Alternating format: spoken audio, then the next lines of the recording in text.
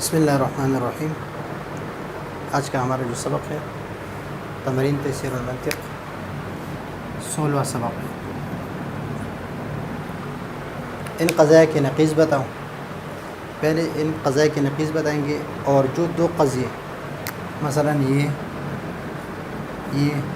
اور یہ یکجا لکھی جاتی ہیں، ان میں تمہارے نزدیک تناقض ہے یا نہیں ہے؟ اگر نہیں ہے تو کون سی شرط نہیں ہے؟ تو سب سے پہلے نقیض کس کو کہتے ہیں، تناقض کس کو کہتے ہیں، نقیضین کس کو کہتے ہیں؟ یہ قضیے ہے، اور شرائط جو ہے کون سی شرط نہیں ہے، یہ کیا ہے؟ تو سب سے پہلے تناقض کہتے ہیں کہ دو قضیے ہوں، ایک قضیہ موجبہ ہو اور دوسرا سالبہ ہو،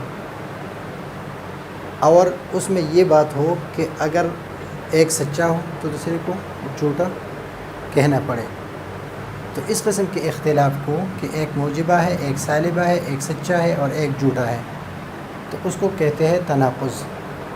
دونوں کو یعنی اس اختلاف کو تناقض کہتے ہیں، اور دونوں قضیے جو ہے وہ ایک دوسرے کے نقیض ہیں، اور دونوں قضیے نقیضین ہیں ایک دوسرے کے۔ پھر شرط ہے، تو شرط ہے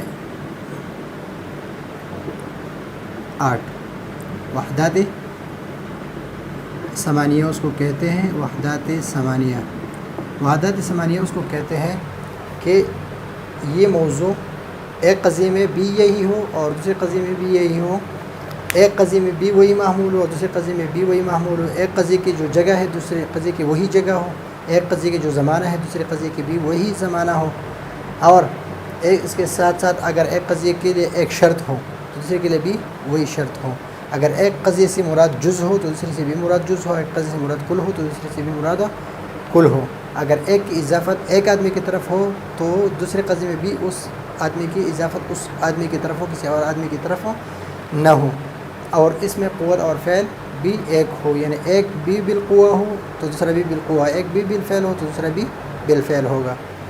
تو وحدات ثمانیہ ہے موضوع ایک ہو، دونوں قضیوں کا موضوع ایک ہو، نمبر 1۔ نمبر 2 محمول ایک ہو، دونوں کا محمول ایک ہو۔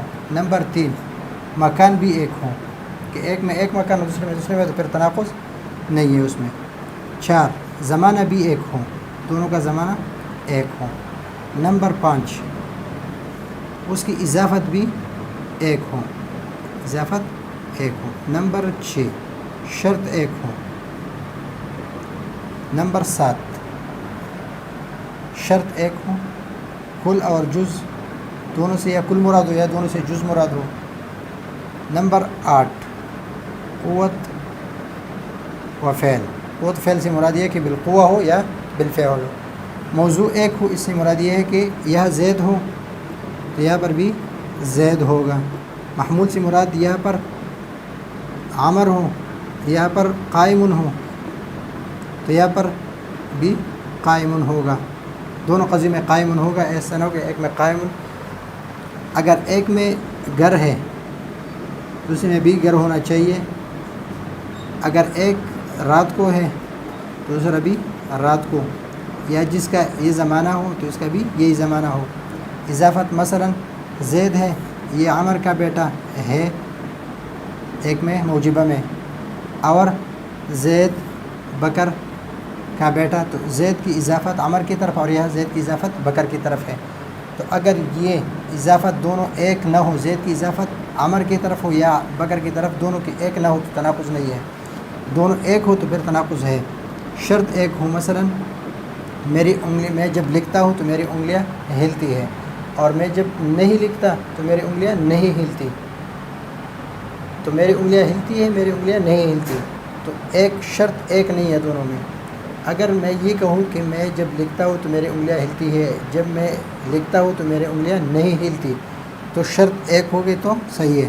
کل اور جز کہ اس سے مراد مثلا یہ ہے کہ پرنگی گورا ہے، اگر اسی پرنگی کا کل مراد لیا جائے اور اسی بھی کل ہو تو دونوں میں تناقض ہے، اگر اس سے جز مراد لیا اس سے بھی جز مراد ہو تو تناقض ہے، لیکن اگر اس سے کل مراد ہو اور اس سے جز مراد ہو تو پھر اس میں تناقض نہیں ہے۔ اور قوت اور فعل سے مراد یہ ہے کہ اگر کوئی کہے کہ شراب کے اندر جو بوتل ہے، بوتل کے اندر جو شراب ہے اس میں نشہ نہیں ہے، یعنی فی الحال اس میں نشہ نہیں ہے، اس لیے کہ کسی نے پیا نہیں ہے، بوتل کے اندر ہے. اور کوئی کہے کہ بالقوہ اس میں نشہ ہے، اگر کوئی پی گیا تو نشہ ہے، تو دونوں میں تناقض نہیں ہے. دونوں سے مراد یہ ہو کہ اس بوتل میں جو شراب ہے اس میں نشہ ہے، اور بوتل میں جو شراب ہے اس میں نشہ نہیں ہے. بالقوہ نہیں ہے دونوں میں، یا بالفعل ہے دونوں میں. تو بالقوہ ہے اور نہیں، اور بالفعل ہے اور نہیں تو صحیح ہے، اگر نہ ہو تو تناقض نہیں ہے. یہ 8 شرطیں کس کے لیے؟ یہ قضیہ مخصوصہ کے لیے ہے. قضیہ مخصوصہ کو قضیہ شخصیہ بھی کہتے ہیں. قضیہ شخصیہ یعنی اس میں جزئی ہوتا ہے یا شخص معین ہوتا ہے، جس طرح عمر ہے، بکر ہے، فرنگی ہے یا زید ہے، تو یہ شخص ہے. لیکن اگر محصورہ ہو، محصورہ اس کو کہتے ہیں جس میں سور ہو ہر فرد کے لیے یا بعض افراد کے لیے، یا ہر فرد سے نفی ہو یا بعض افراد سے نفی ہو، تو اس کو کہتے ہیں محصورہ. محصورہ کی 4 قسمیں ہیں. محصورہ اس کے لیے ایک شرط اور ہے کہ اگر یہ موجبہ ہو تو یہ کلیہ تو ہے، لیکن اگر یہ کلیہ ہو تو یہ جزئیہ ہوگا، اگر یہ جزئیہ ہو تو یہ کلیہ ہوگا. یہ اس کے لیے شرط ہے. ہر گھوڑا یہاں پر ابھی آتے ہیں کہ ہر گھوڑا جاندار ہے، ہر گھوڑا جاندار ہے، تو یہ ہے موجبہ. تو آگے ہم نے لانا ہے سالبہ. سالبہ یہ کلیہ ہے، تو یہاں پر ہم نے لانا ہے جزئیہ. ہر گھوڑا جاندار ہے، تو یہاں پر سالبہ کوئی گھوڑا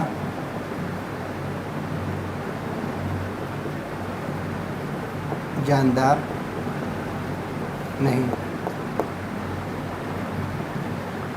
بعض نہیں، کوئی نہیں، بعض جزئیہ ہے، بعض گھوڑے جاندار نہیں.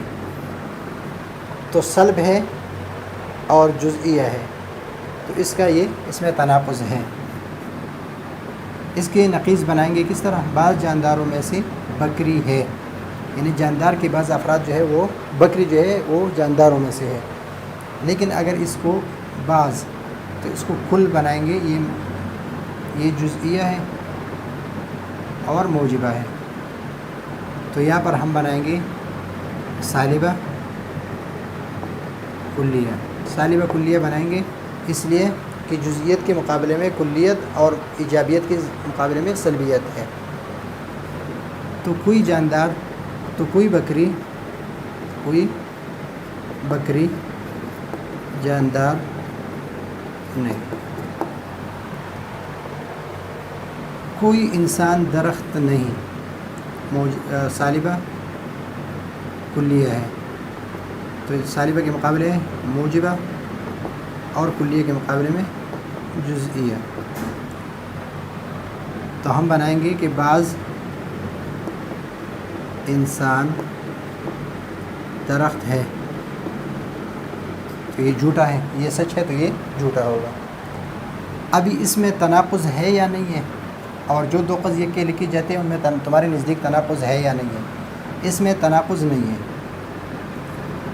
تو نہیں ہے تو کون سی شرط ہے اس میں؟ شرط اس میں یہ ہے کہ اس کا مکان اور اس کا مکان ایک نہیں ہے. یہ شرط مکان ایک نہیں ہے اور محمول بھی ایک نہیں ہے، تو تناقض نہیں ہے. بکر زید کا بیٹا ہے، بکر زید کا بیٹا نہیں. بکر عمر کا بیٹا نہیں، عمر کا بیٹا نہیں. کتاب میں اس طرح عمر ہے، تو اس میں بھی تناقض نہیں ہے. کیوں نہیں ہے؟ اس لیے کہ یہاں پر بکر کی نسبت زید کی طرف ہے اضافت، اور یہاں بکر کی اضافت عمر کی طرف ہے اضافت. تو یہ شرط نہیں ہے اس میں، تو اس وجہ سے تناقض بھی نہیں ہے. یعنی دونوں ایک نہیں ہے، دونوں کی اضافت ایک نہیں ہے. فرنگی گورا ہے، اگر اس سے کل مراد ہو اور اس سے بھی کل مراد ہو، اس سے جز مراد ہو اور اس سے بھی جز مراد ہو، تو اس میں تناقض